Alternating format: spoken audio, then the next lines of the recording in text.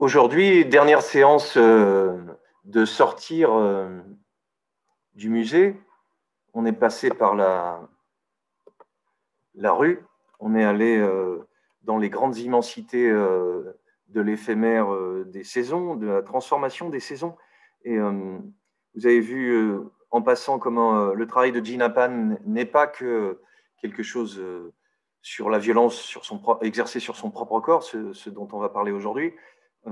Pas de Gina Pan directement, mais qu'elle pouvait aussi produire dans les commentaires qu'en faisait François Bon des choses qui sont très poétiques, très éphémères, très douces sur ce que la Terre fabrique. Et la remarque de François Bon indiquait qu'elle avait rapport avec le land art de ce point de vue-là. Le commentaire plus tard sur Valley Export, qui travaille dans la ville, mais qui petit à petit met son corps en situation dans des scènes de rue, mais se retrouve aussi à la campagne. Voilà, tout le rapport à l'environnement fait que on a beaucoup d'artistes qui vont commencer à travailler sur ce rapport du corps au groupe qui est autour, à l'espace public qui est autour. Et on pourrait, puisqu'on a été dans la rue, à l'intérieur d'un film pour sortir de l'art chez Godard, à l'intérieur d'un temps court, je vais m'intéresser à la dame qui est ici, qui s'appelle Marina Abramovic, parce que ça va me permettre de parler du corps et d'un enjeu du corps dans les années 60, 80 qui est pas rien en fait. C'est que on pourrait penser, je vais commencer de cette façon-là, le sujet du corps va concerner beaucoup d'artistes femmes, et notamment, si vous n'en avez pas de souvenir, euh, cette évolution de la place des femmes dans la société française, ce qui m'importe, c'est de montrer comment ce sujet-là n'est pas le seul sujet. On reviendra sur cette place des femmes et sur le fait que beaucoup d'artistes femmes, de Claire Bretécher à, à des performeuses, Arcier, des gens, et Valley Export en Autriche, vont prendre le corps et la performance comme moyen de montrer que ce corps est contraint. Euh, je fais le lien avec ce que je viens de dire juste avant, le fait que dans la ville, le corps est contraint pour les femmes comme pour les hommes. Il est dirigé, orienté, et dans cette période que l'on vit, eh ben, maîtrisé. Tu mets un masque, tu ne dois pas aller à tel endroit, à tel endroit. Ce contrôle-là s'exerce partout, tout le temps. Mais ce qui m'intéresse, c'est de prendre le travail de Marina Abramovic, qui parfois, vous allez le voir, est violent, brutal. C'est assez difficile. Je préviendrai pour fermer les yeux. Mais il nous met devant des choses qui sont à regarder. Euh, que ce travail-là, en plus d'être un travail sur le corps, il est un travail sur l'art, c'est-à-dire sur des performances qu'elle peut créer où, si les spectateurs n'interviennent pas, elle va se blesser ou elle peut mourir. C'est-à-dire qu'on est dans quelque chose où la place du spectateur est de plus en plus interrogée et où, c'est l'angle que j'ai pris aujourd'hui, le temps va compter. En fait. La matière, c'est pas seulement son corps, c'est pas seulement de faire des choses dessus. Alors, les dernières performances sont très jolies, vous allez être ému, vous allez pleurer, vous allez être effrayé, vous allez être énervé contre le genre humain. Il y a tout dans Marina Abramovic, et beaucoup plus puissamment qu'une peinture, par cette présence de performances éphémères, parce que le temps compte beaucoup. C'est là où le travail, il est chez Abramovic aussi politique, pas seulement parce qu'elle parle du corps des femmes, mais parce qu'elle parle de politique plus généralement sur son travail sur les Balkans dans les années 90, elle qui vient de cette ancienne Yougoslavie, mais aussi parce que le temps d'intervention, le temps que ça dure, en fait, qui fait que la performance n'est pas éphémère, va compter énormément dans l'ensemble. Voilà, je voulais remontrer un truc tout bête, mais où est-ce qu'il est passé? Voilà. Une loi Neuwirth en 67 qui autorise la contraception, c'est pour juste situer, je reste en France, un levier essentiel pour permettre aux femmes d'acquérir, c'est l'article de Wikipédia Dignité et autonomie. Il est un peu modifié, il est plus ancien, le mien, la capture, impliquant un consentement, droit au divorce, droit de disposer de son corps, et c'est ça qui m'intéresse, c'est que je pourrais, je vais le faire plus tard, si le sujet vous intéresse, parler de ce droit des femmes et du fait qu'il apparaisse dans l'art, et c'est bien normal. Par contre, ce qui m'intéresse de montrer, c'est de ne pas rester sur ce sujet-là tout de suite, parce que cette idée du contrôle des corps, elle est liée aux politiques qu'on a vues toute la semaine. Comment cette contrainte nationale, de pays, de frontières, de communisme, d'impérialisme, de guerre extérieure font que tout le monde va être contraint et que ce sentiment de contrainte est très fort et que la performance va être une des réponses possibles à ça. Voilà. C'est pour ça que le petit mot, ce n'est pas qu'une question de contraception, c'est aussi dignité, autonomie et disposer de son corps. Si on regarde quelques dates, ça a l'air tout bête, mais c'est quand même pas vieux. Autorité parentale conjointe qui fait qu'on n'a plus de puissance paternelle, 70. Possibilité de contester la présomption de paternité de son mari, tout fait d'eau s'écroule, ou tout fait d'eau recommence, 72. Loi autorisant l'interruption volontaire de grossesse, et tout le monde sait que ce n'est pas un droit si calme que ça. Il y a beaucoup d'endroits, y compris en France, où ça chatouille, et où les droits de disposer de son propre corps, moi je le dis très calmement, à partir du moment où c'est à la personne qui a le corps en question de décider ce qu'elle doit en faire, c'est tout, et on doit lui donner le droit de faire ce choix, point. Et donc en tant que garçon, je n'ai pas tout à fait le même poids de mon avis qu'une femme sur ce sujet. Loi autorisant le divorce par consentement mutuel, 75, et 79, loi sur l'IVG. 4 ans pour y arriver.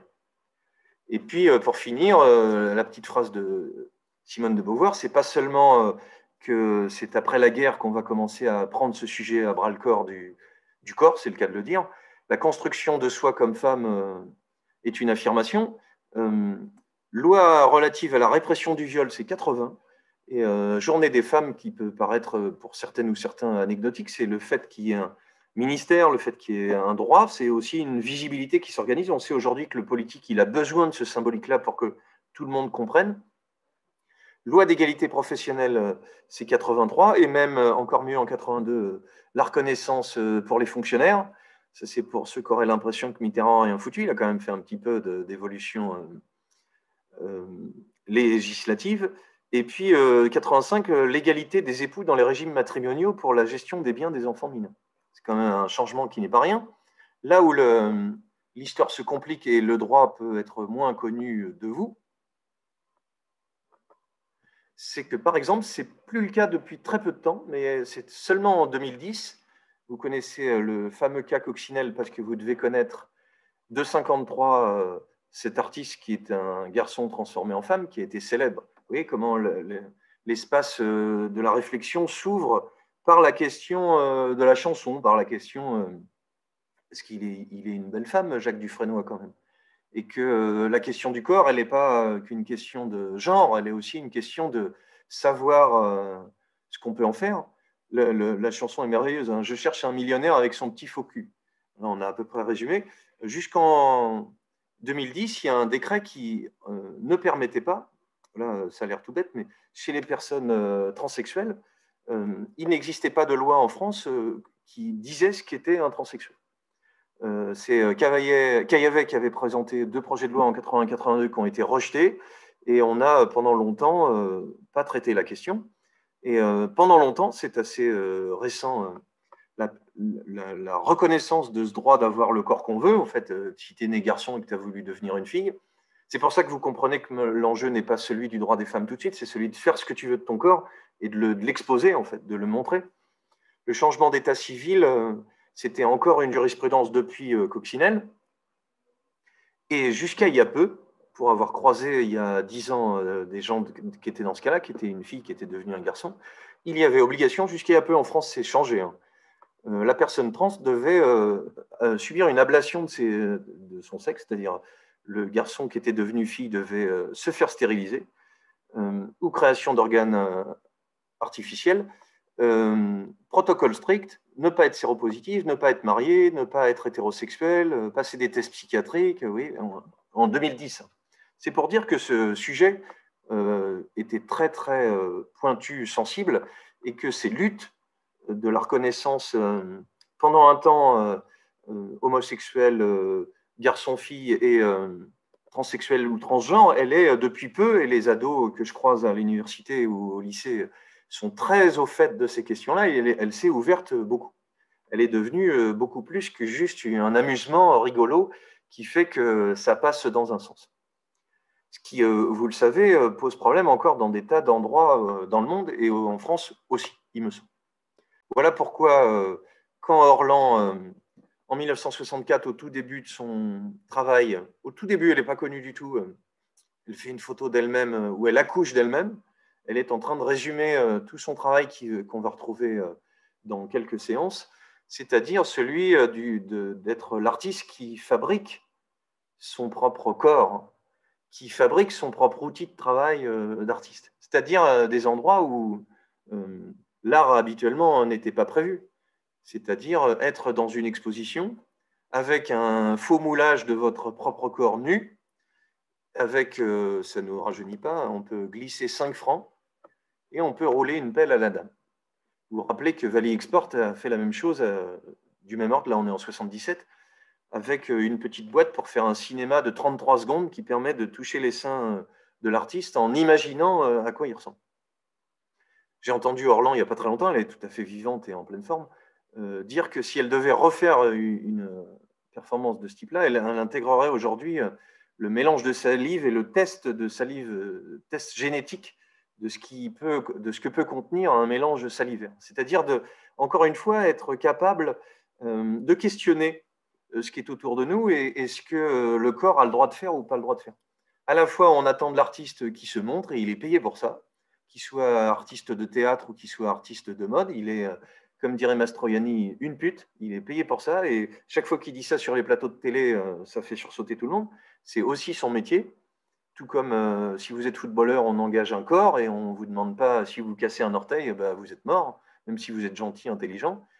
On n'est pas très loin d'acheter des chevaux pour une course, en fait. On évalue un corps, on en donne un prix et on va de cette façon-là lui donner une valeur et permettre que ça circule. Les questions de ces performances, j'en ai pris 4 ici avant de montrer le travail d'Abramovic de façon plus poussée. Ce travail du baiser de l'artiste, c'est aussi celui de ce qu'on attend d'un artiste, d'être performant à un moment donné. On le retrouve avec, j'en parlerai plus longtemps parce que c'est des artistes de l'image qui me plaisent beaucoup, les deux Anglais, Gilbert et Georges, qui vont décider qu'ils sont des sculptures vivantes, et les voici dès 72 avec de l'or sur les mains et le visage, une canne, un costume. Tout ce qu'ils sont, enfin, l'art, c'est eux, c'est-à-dire, regardez, nous sommes des sculptures. Il y a un petit magnétophone et ils font une espèce de pantomime qui chante, qui reprend les petites chansons qui passent. Il faut venir voir ça et jouer de qu'est-ce qui est la valeur et de qu'est-ce qui est exposé. Et puis, vous vous rappelez que j'ai montré hier cette performance incroyable de Valley Export, Génital Panique, qui entre le sexe visible dans un cinéma porno autrichien. Cette question du corps, elle est au cœur du travail du monsieur. Ça fait longtemps que je ne vous en ai pas parlé. C'est par là. Voilà. Michel Foucault qui, en 75, va publier Surveiller et punir.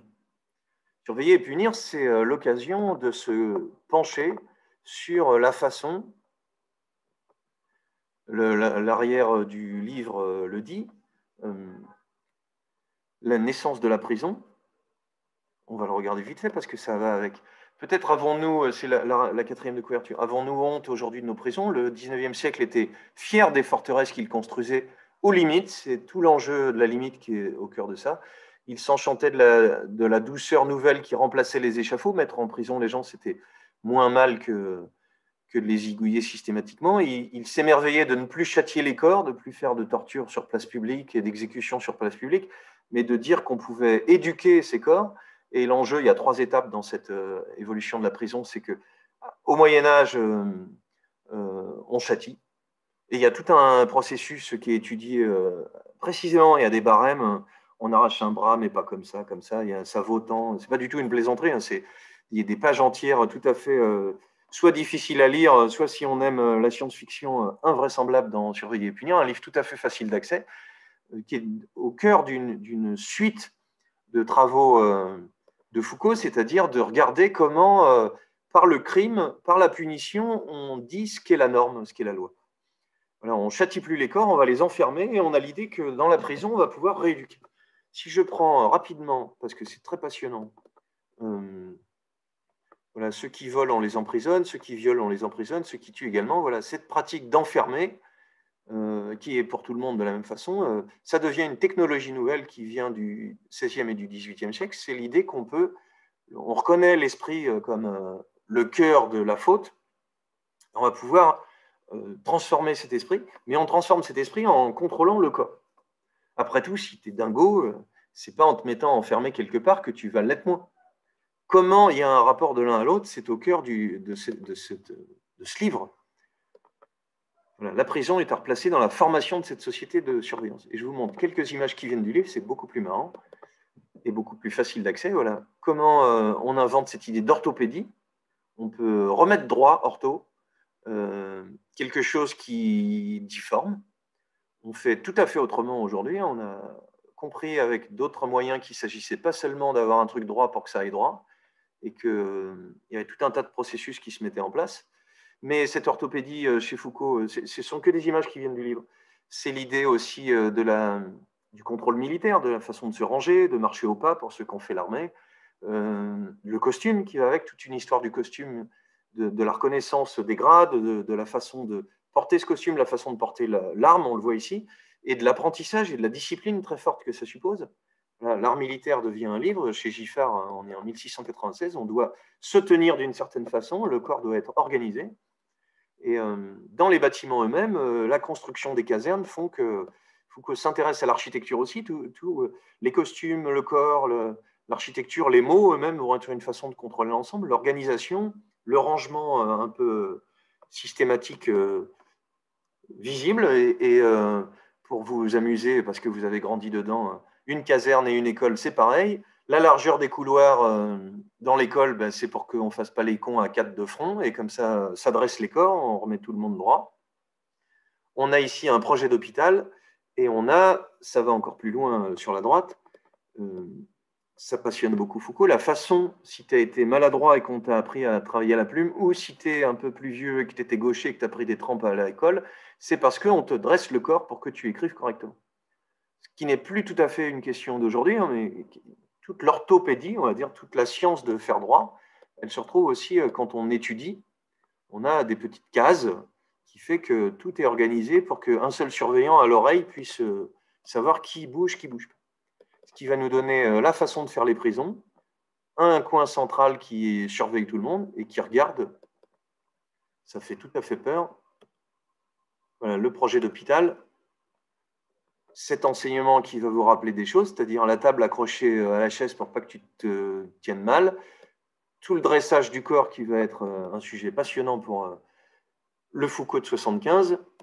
Et voici le plus effrayant de tout, voilà le projet de pénitencier, le surveillant est au milieu, toutes les cellules sont tout autour, parce que nous dit, voilà, le type est dans la cellule, le type est ici, il suffit d'un seul mec qui est sur une chaise qui tourne, le surveillant général, tout simplement parce qu'avec le temps, et c'est la troisième phase de cette histoire-là, vous n'avez plus besoin qu'il y ait un vrai surveillant, ça peut être un enfant, ça peut être n'importe qui, puisque celui qui est surveillé intègre le fait qu'on est en train de le contrôler tout le temps. Cette espèce de séparation des corps fait que tu vas intégrer.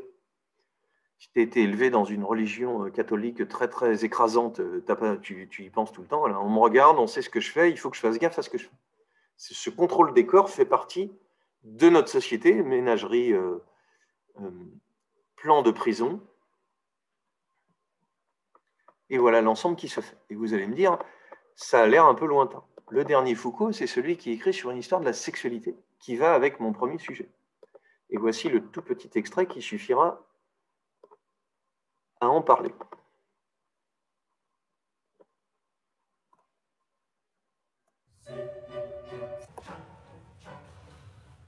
La tâche essentielle de la pensée chez Foucault, ça a toujours été de débusquer les mécanismes de pouvoir là où ils étaient dissimulés.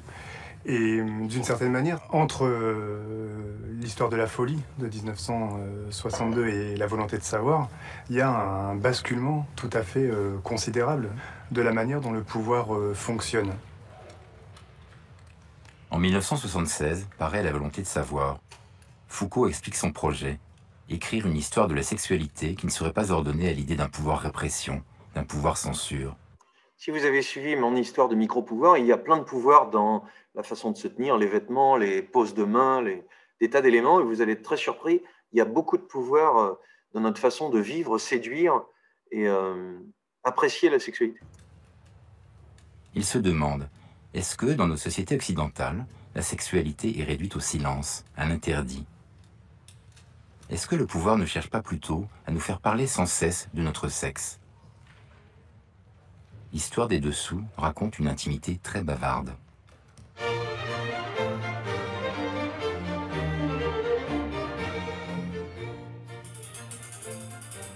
L'armature, qui sous-tend la robe, dissimule le corps. Mais en réalité, elle sert aussi à le mettre en valeur. Elle le modèle. Elle dessine une silhouette idéale de la féminité.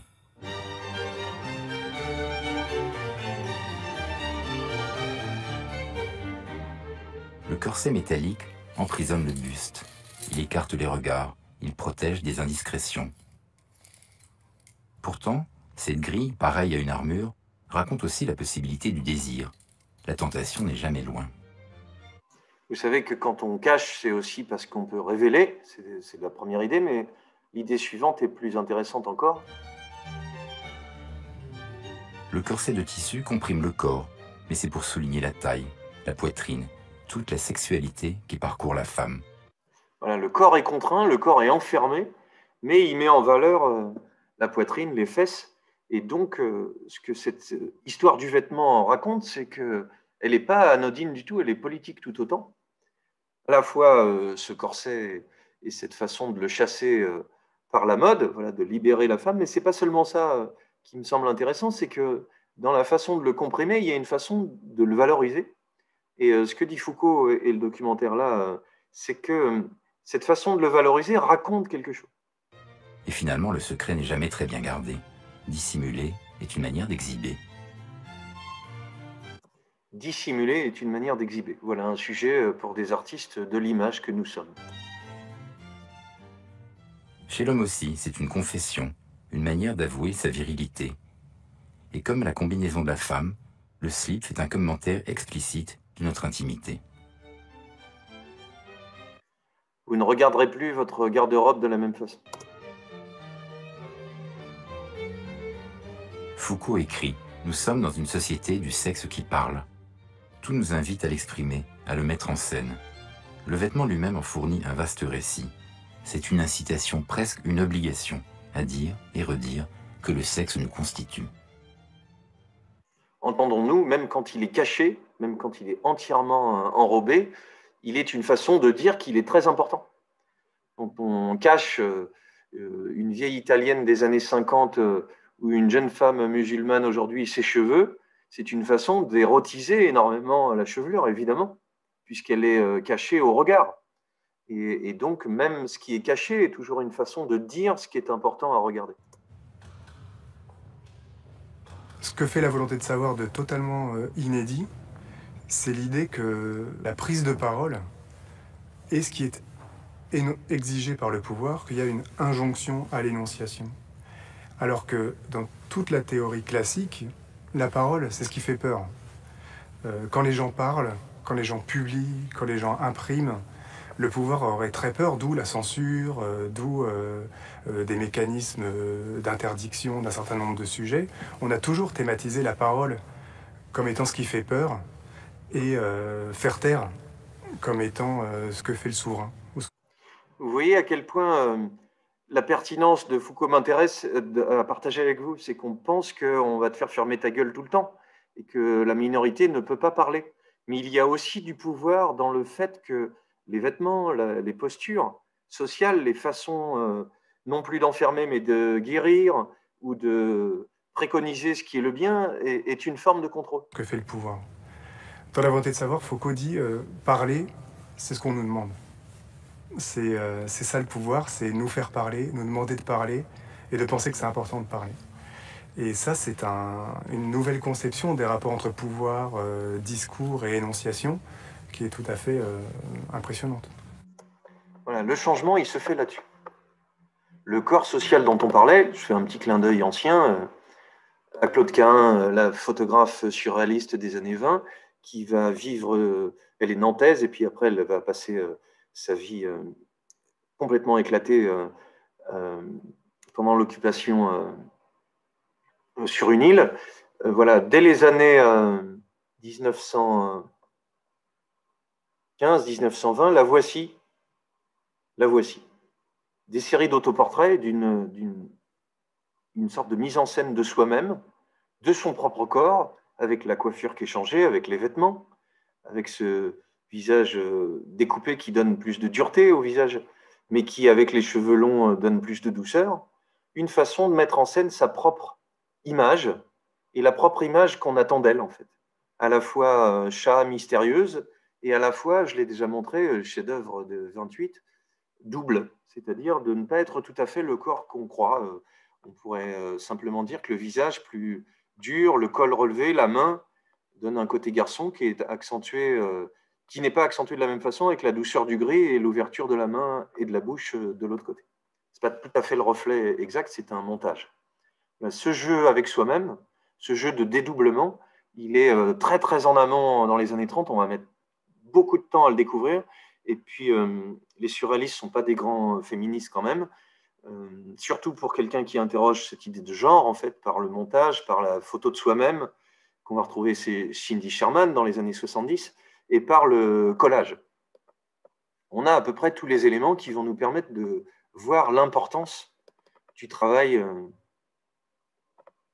de Abramovic. Je montre un tout petit peu de ce merveilleux Michel Journiac, celui qui invente en France l'art corporel, c'est-à-dire la mise en danger de soi-même.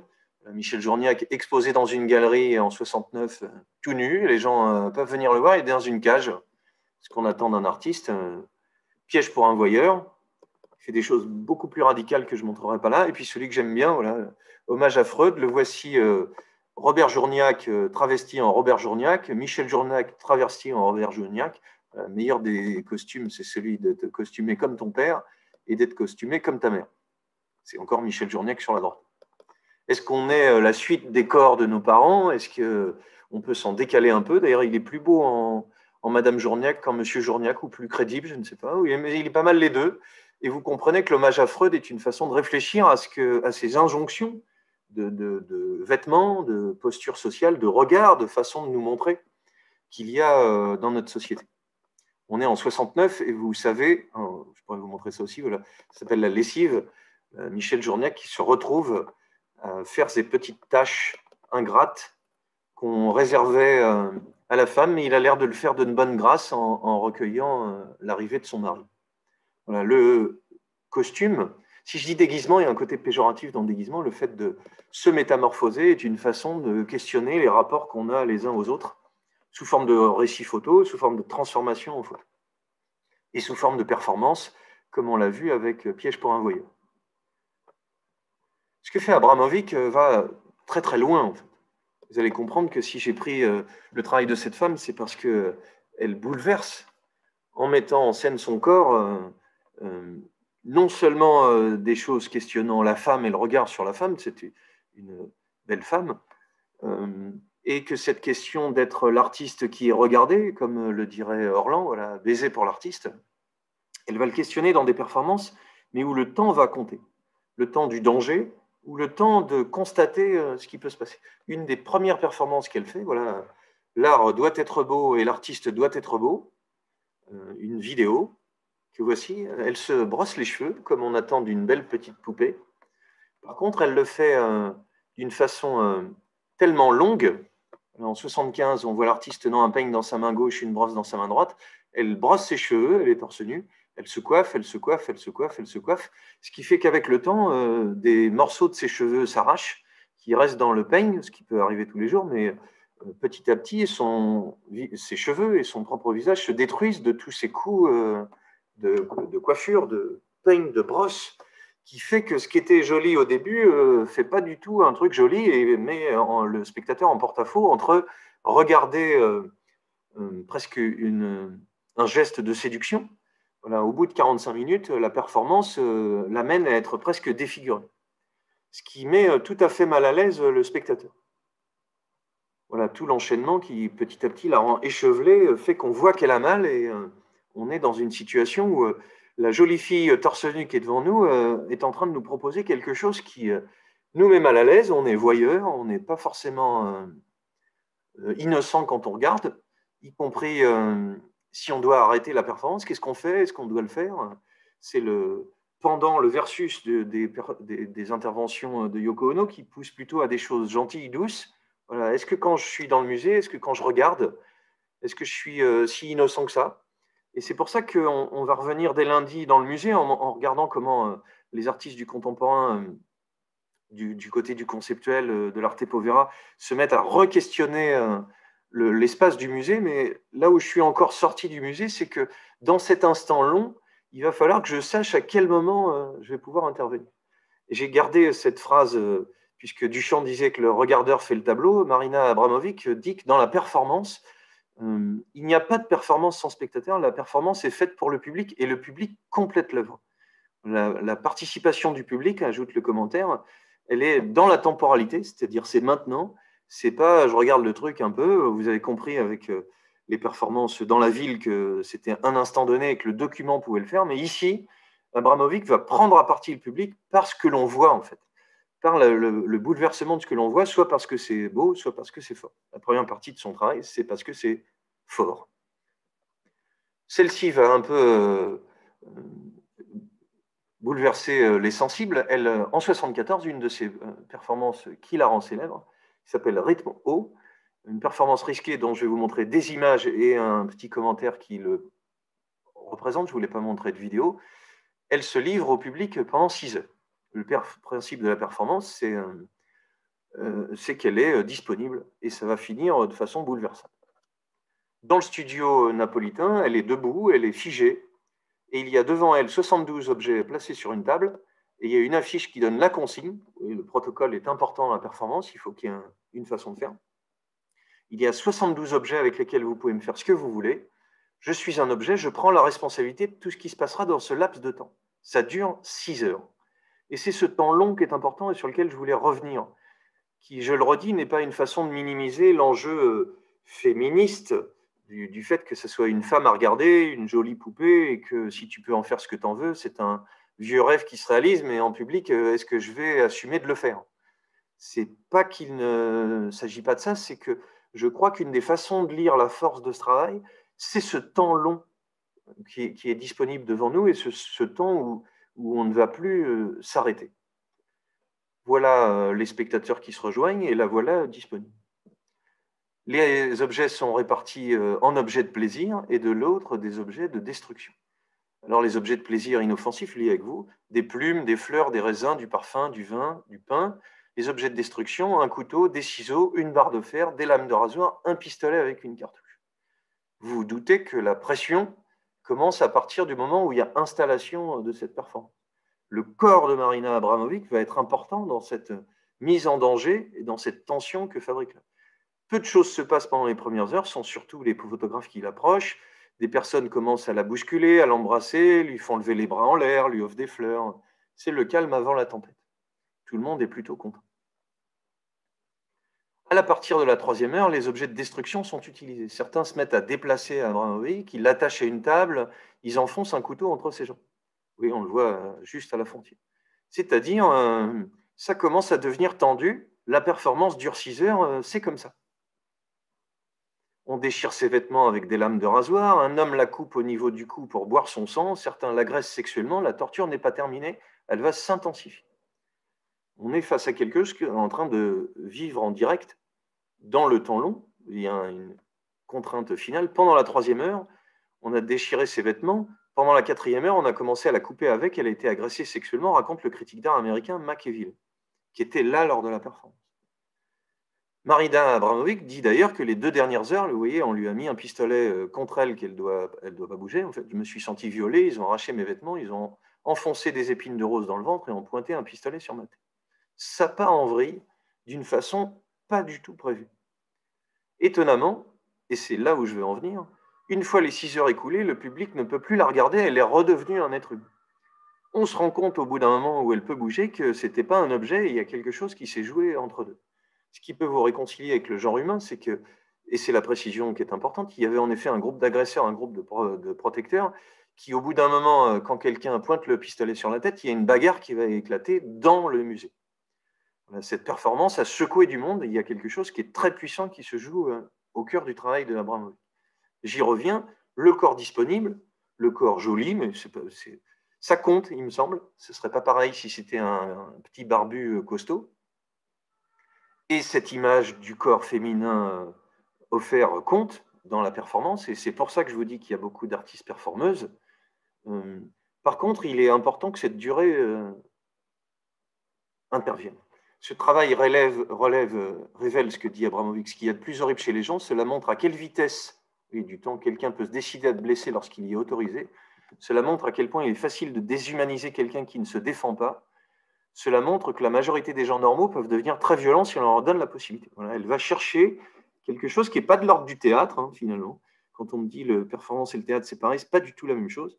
Il s'agit quelquefois d'un jeu qui a l'air bien contrôlé, banal, mais dans ces performances des années 70, chez Michel Journiac, dont je n'ai pas parlé, que j'ai montré un peu, Messe pour le temps présent, que vous pourrez aller chercher, Gina Pan avec ses contraintes physiques, Chris Burden, voilà, des gens qui mettent leur corps vraiment très très en danger.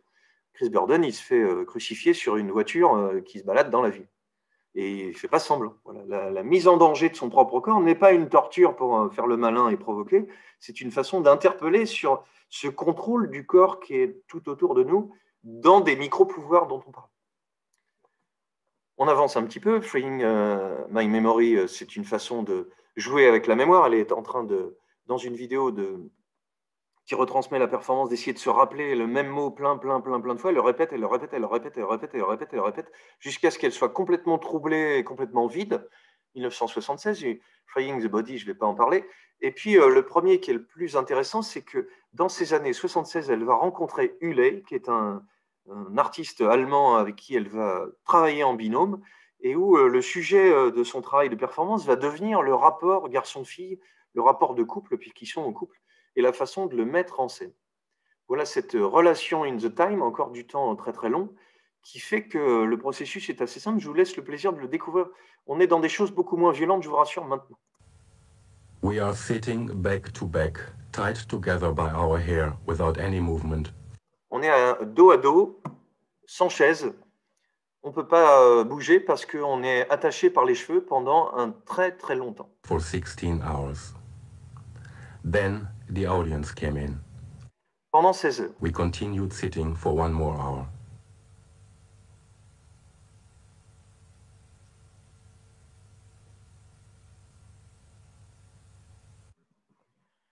Au début, ça va bien. Ils ont tous les deux les cheveux longs. Petit à petit, 16 heures, c'est vraiment beaucoup. Hein. La fatigue devient visible. Leurs corps sont fatigués. Mais surtout, vous comprenez l'intérêt de cette performance. C'est là où il ne s'agit pas de provocation, c'est vraiment plus intéressant que ça.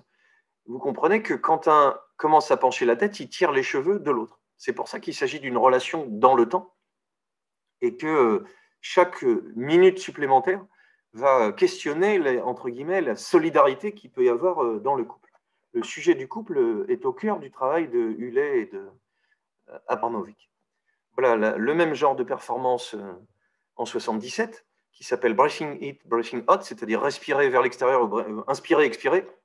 Les voici bouche à bouche collés et sans pouvoir se détacher, avec des petits micros sur le côté, ce qui fait que la captation que je vais vous montrer en vidéo est très spectaculaire, parce que le son de leur gorge, de leur salive, ils ne peuvent plus bouger, puisqu'au bout d'un moment, c'est le principe de la performance, ce qu'ils expirent devient du gaz carbonique qui devient nocif pour le partenaire.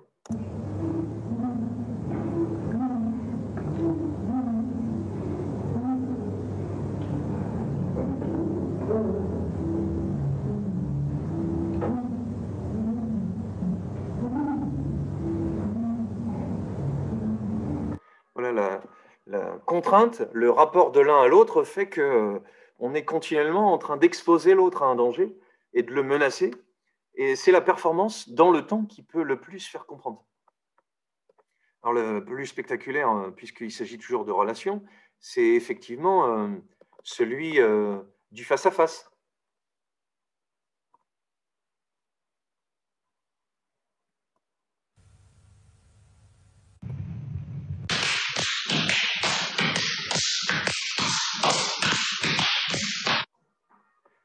voyez à peu près le principe.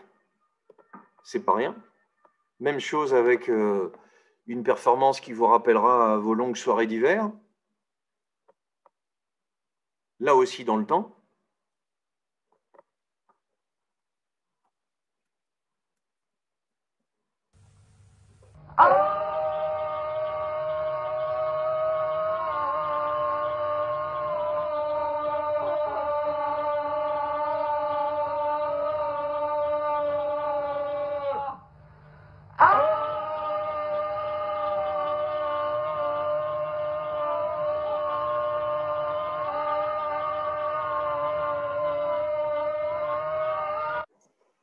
Voilà. Pas moyen d'en échapper. Quand on commence à gueuler, c'est tout le temps.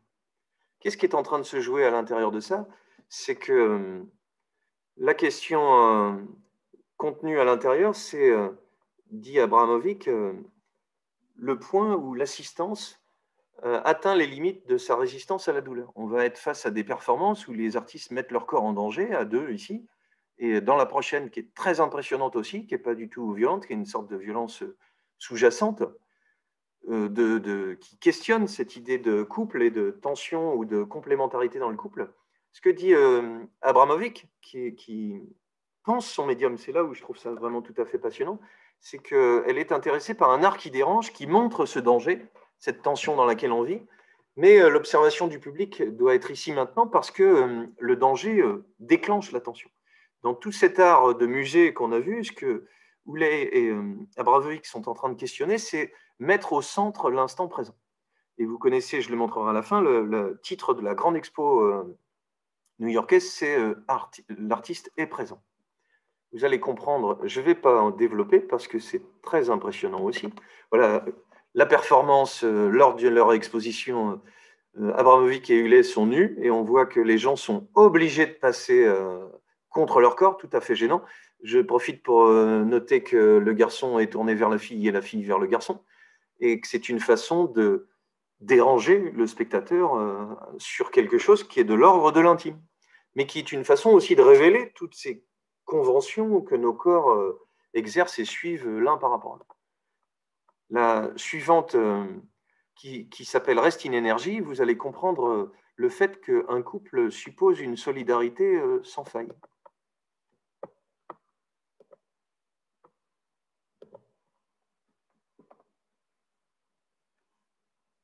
Ah, j'oublie avant que vous ne découvriez, il y a des micros et des capteurs sur leur cœur pour que lors de la performance, qui a lieu en direct, il n'y a aucun trucage, on entende le rythme cardiaque des intervenants.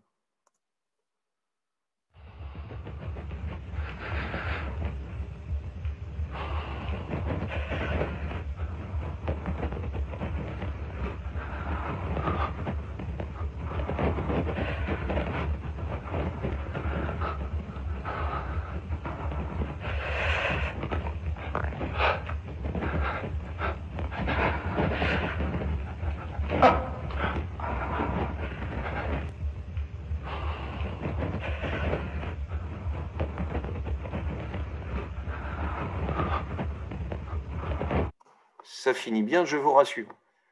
Ça me rappelle, puisque Christine le faisait remarquer, que ce qui était impressionnant dans cet extrait de 2001, l'Odyssée de l'espace, c'était ces battements de cœur qu'on entendait si fort et ce silence qui allait avec. Dans cette performance, où les artistes sont absolument en danger de mort, pas autre chose, puisque c'est leur corps qui balance et c'est la solidarité de l'un avec l'autre qui fait qu'il n'y a pas une flèche en plein cœur. Je vous rassure, si on prend une flèche en plein cœur, c'est fini.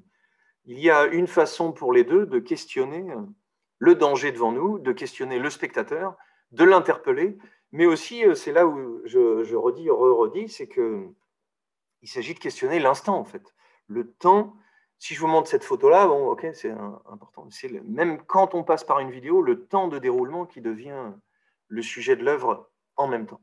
L'art est là où on ne l'attend pas parce qu'il est dans un temps long, en fait, dans un temps délayé, qui fait qu'il faut éprouver ce qui est devant nous et il se met à ressembler à un art vivant, à une diffusion de quelque chose qui fait que ce temps de silence, ce temps de battement de cœur, ce temps de tension, il doit arriver en prenant son temps.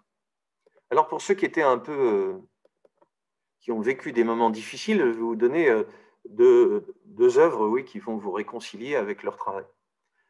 En 83, Huley et Abramovic décident de faire une performance sur la Grande Muraille de Chine. Ça s'appelle The Lover, c'est les amoureux. Ils décident de partir chacun d'une extrémité. Vous voyez une photo présentée en galerie, le petit schéma dessiné. Ils décident de partir chacun de leur côté sur la Grande Muraille et de faire plus de 2500 km à pied, chacun, pour se retrouver ensemble à l'endroit de rencontre, comme une espèce de jeu d'amoureux qui se retrouvera.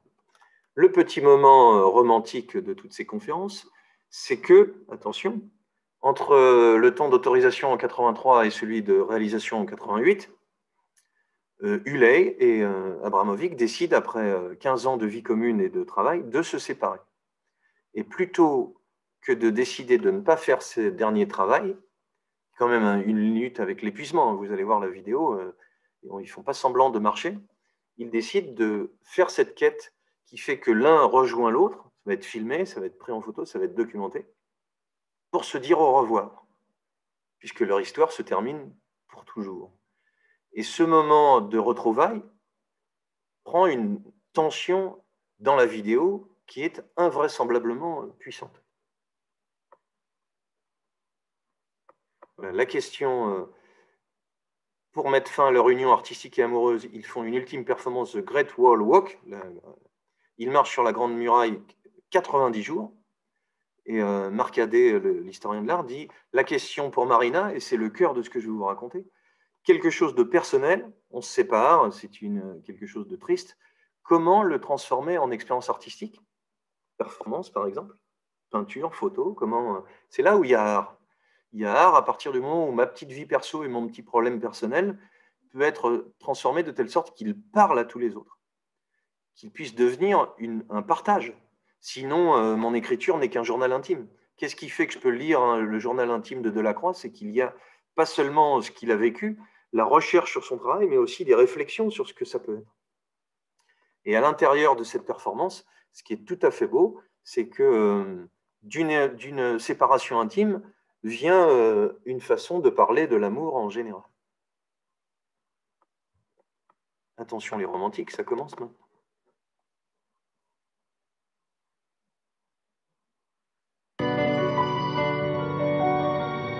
We very soon become this great art couple when everybody was projecting like a perfect image.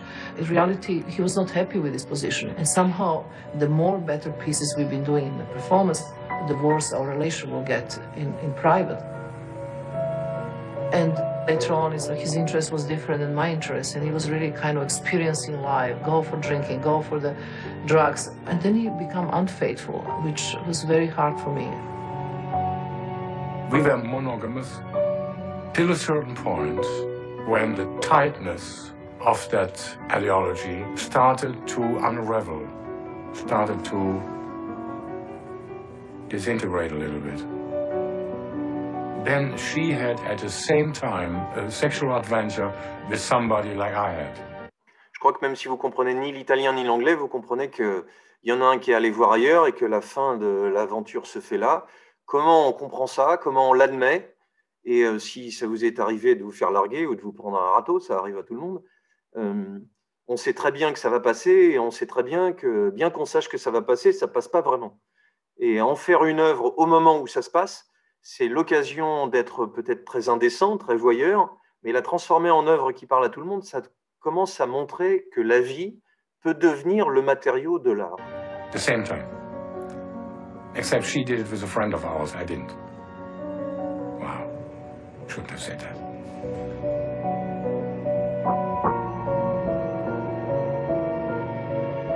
It took us about 8 years of negotiations to get permission to walk the Chinese Wall.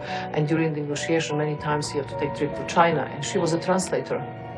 And when we finished Chinese Wall, he told me that she was pregnant. And he asked me what I should do. I said, what you should do. You know, I leave and you do whatever you want. So they married. It is like, you know, like it began. It ended like it began. It began like this and it ended like this. Voilà, et si la fin, c'était un début? Voilà une question qui est pas mal à poser. Le travail de Marina Abramovic, je n'ai pas fini de vous le montrer, restez un petit peu si vous voulez bien, il peut devenir très politique. Elle va être invitée à cette biennale de 97 de Venise, elle va y obtenir, elle représente un des pays, c'est une sorte de foire où chaque pays expose un ou plusieurs artistes, elle va obtenir le prix à Venise, tout simplement pour une œuvre qui est tout à fait forte aussi, qui est forte visuellement, mais vous allez comprendre qu'elle n'est pas que visuelle. On quitte depuis 92 des tensions en Yougoslavie et la guerre qui va avec, Serbie, Bosnie, et en 97, la question de ce pays, des Balkans et de cette zone, de ce qu'elle devient, est pointue. Marina Abramovic décide, puisqu'elle est née à Belgrade et qu'elle a grandi dans la religion par sa grand-mère et puis par des parents qui étaient tout à fait engagés dans leur pays, elle décide de faire une performance lors de cette biennale sur ce sujet, puisqu'elle est marquée par ce sujet.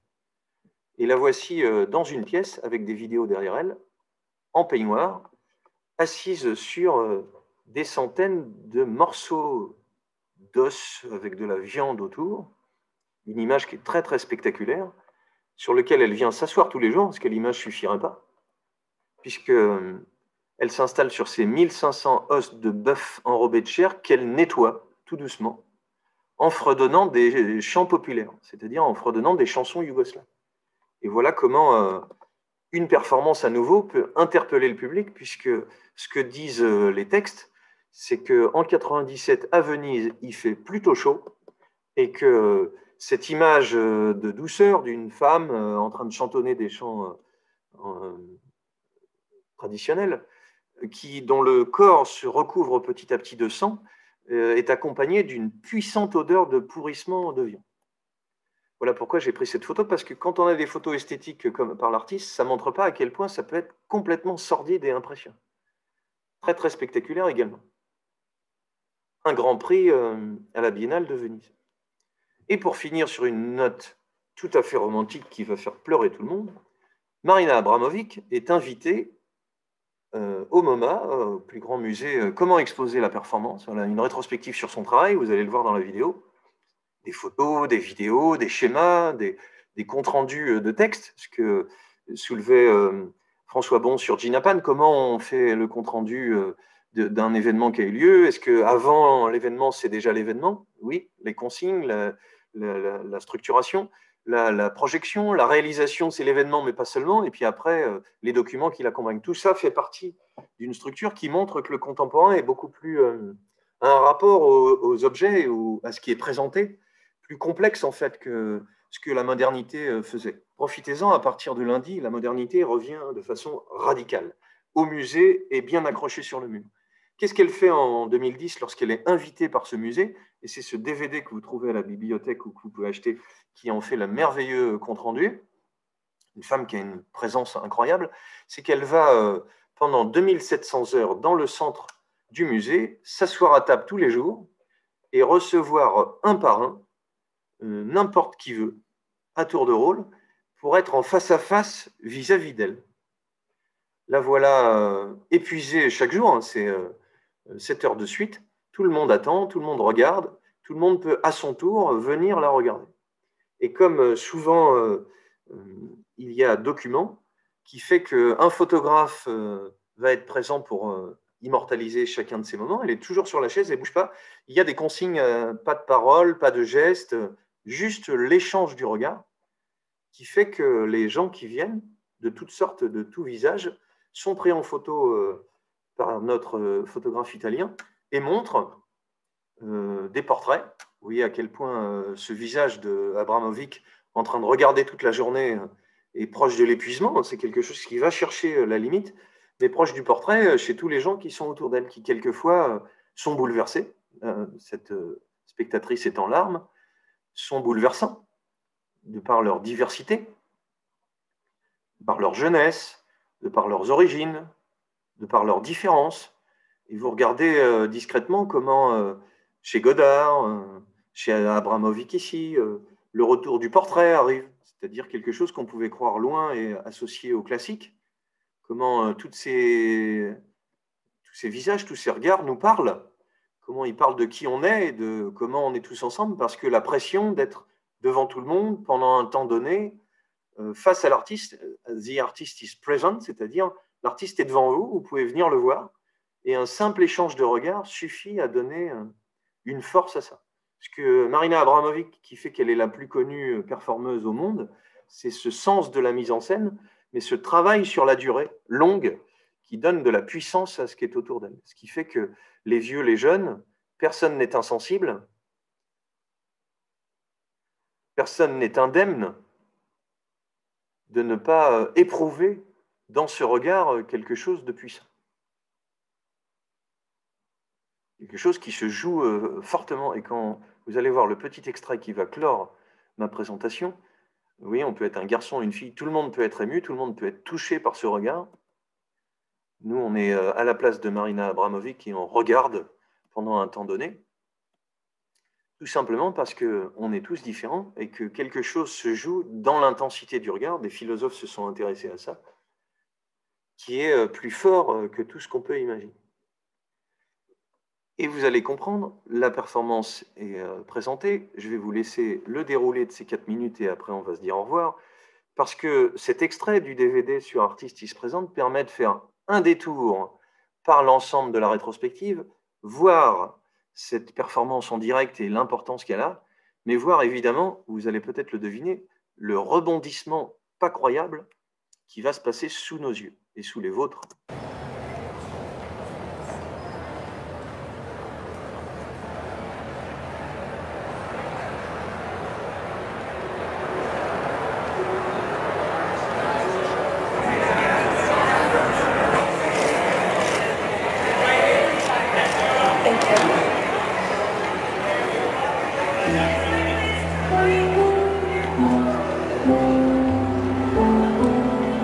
That was 5 years living. Vous reconnaissez le monsieur, il s'appelle Huley et ils se sont séparés, on est en 2010, dans les années 80. 5 years living. Isn't it great? Yeah. Yeah, it is.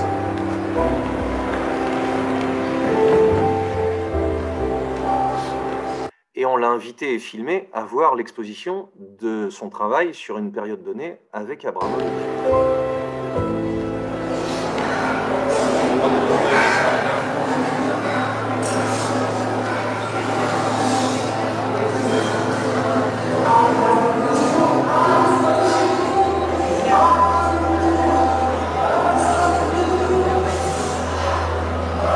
Yeah. That's the other one. They are simultaneous.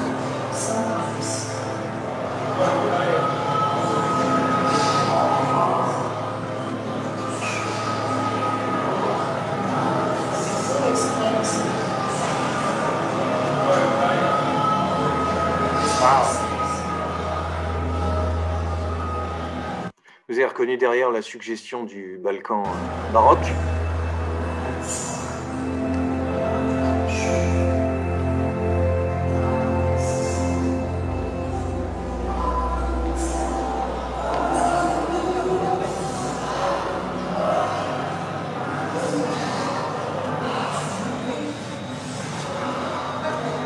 C'est à son tour d'y passer, c'est plus lui qui tient le seuil de séparation dont on a parlé sur le corps.